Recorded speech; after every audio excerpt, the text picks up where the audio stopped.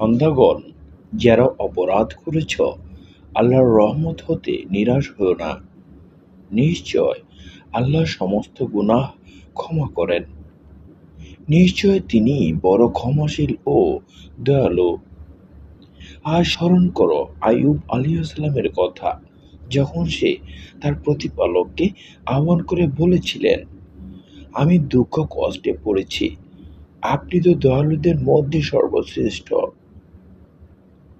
হে আমার প্রতিপালক, ক্ষমা করুন ও দয়া করুন, দয়ালুদের মধ্যে আপনি দয়ালু।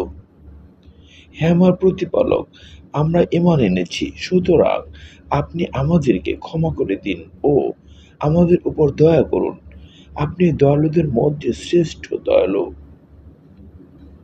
হে আমাদের প্রতিপালক, আপনি নিজের পক্ষ থেকে আমাদেরকে অনুগ্রহ দান করুন এবং আমাদের জন্য আমাদের কাজকর্ম সঠিকভাবে পরিচালনার ব্যবস্থা করুন।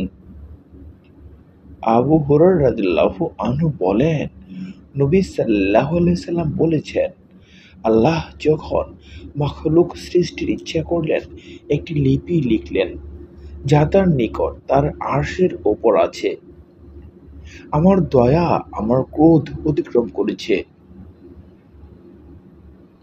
এই হাদিস দ্বারা বোঝা গেল যে আল্লাহ অন্যায়ের জন্য শাস্তি দিতে চান না, বরং সব সময় ক্ষমা করতে চান।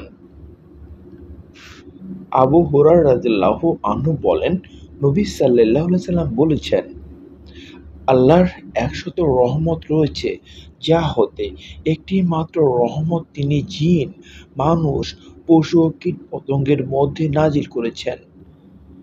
এ দ্বারাই তারা একে অন্যকে মায়া করে, এর মাধ্যমে একে অন্যকে দয়া করে এবং এর মাধ্যমে ইতর প্রাণীরা তাদের সন্তানদেরকে ভালোবাসে। বাকি ৯৯টি রহমত কিয়ামতের দিনের জন্য রেখে দিয়েছেন, যা দ্বারা তিনি কিয়ামতের দিন আপন বান্দাদের প্রতি রহমত করবেন।